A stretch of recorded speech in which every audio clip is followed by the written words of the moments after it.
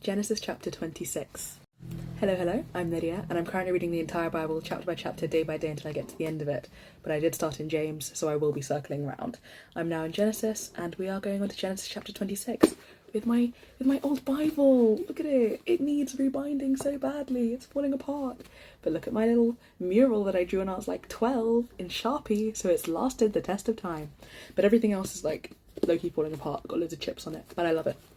10 out of 10, no notes. Anyway, Genesis chapter 26.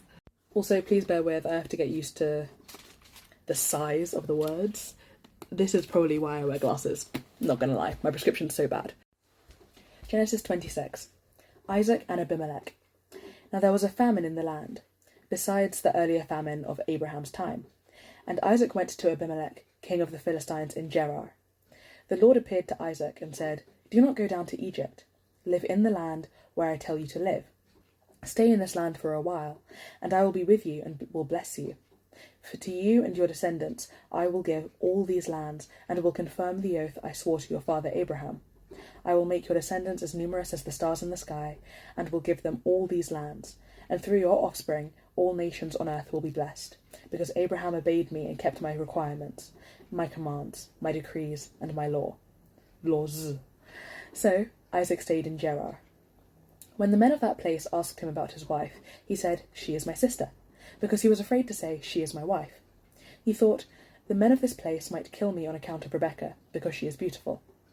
When Isaac had been there a long time, Abimelech, king of the Philistines, looked down from a window and saw Isaac caressing his wife, Rebekah. So, in French, I read that as kissed. I think that's what it says in French, but yeah, interesting. Anyway, so Abimelech summoned Isaac and said, "She is really your wife. Why did you say she is my sister?" Isaac answered him, "Because I thought I might lose my life on account of her." Then Abimelech said, "What is this you have done to us? One of the men might well have slept with your wife, and you would have brought guilt upon us." So Abimelech gave orders to all the people, "Anyone who molests this man or his wife shall surely be put to death." Isaac planted crops in that land, and the same year reaped 100-fold, because the Lord blessed him. The man became rich, and his wealth continued to grow until he became very wealthy. He had so many flocks and herds and servants that the Philistines envied him. So all the wells that his father's servants had dug in the time of his father Abraham, the Philistines stopped up, filling them with earth. Then Abimelech said to Isaac, "Move away from us. You have become too powerful for us." So Isaac moved away from there and encamped in the valley of Gerar and settled there. Isaac reopened the wells that had been dug in the time of his father Abraham, which the Philistines stopped up after Abraham died, and he gave them the same names his father had given them. Isaac's servants dug in the valley and discovered a well of fresh water there. But the herdsmen of Gerar quarrelled with Isaac's herdsmen and said, "The water is ours." So he named the well Esek, because they disputed with him. Then they dug another well, but they quarrelled over that one also. So he named it Sitnah. He moved on from there and dug another well. Moved on from there and dug another well. Moved on... No, and that's it. No, I read it 3 times. He moved on from there and dug another well, and no one quarrelled over it. He named it Rehoboth, saying, "Now the Lord has given us room, and we will flourish in the land." From there he went up to Beersheba. That night the Lord appeared to him and said, "I am the God of your father Abraham. Do not be afraid, for I am with you. I will bless you and will increase the number of your descendants for the sake of my servant Abraham." Isaac built an altar there and called on the name of the Lord. There he pitched his tent, and there his servants dug a well.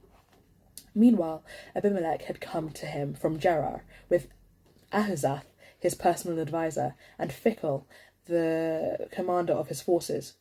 Isaac asked them, "Why have you come to me, since you were so hostile to me and sent me away?" They answered, "We saw clearly that the Lord was with you. So we said, there ought to be a sworn agreement between us and you. Let us make a treaty with you, that you will do us no harm, just as we did not molest you, but always treated you well, and sent you away in peace. And now you are blessed by the Lord." Isaac then made a feast for them, and they ate and drank. Early the next morning the men swore an oath to each other. Then Isaac sent them on their way, and they left him in peace. That day Isaac's servants came and told him about the well they had dug. They said, We found water. He called it Sheba, and to this day the town, wow, lost my place, and to this day the name of the town has been Beersheba. When Esau was 40 years old, he married Judith, daughter of Beeri the Hittite, and also Basemath, daughter of Elon the Hittite. They were a source of grief to Isaac and Rebekah. There we go. Got there in the end. This font is tiny. This font is like size 6. Gotta get used to it. Anyway, thank you so much for joining me today and for reading the Bible with me and pouring into your own relationship with God. Great stuff. Proud of you.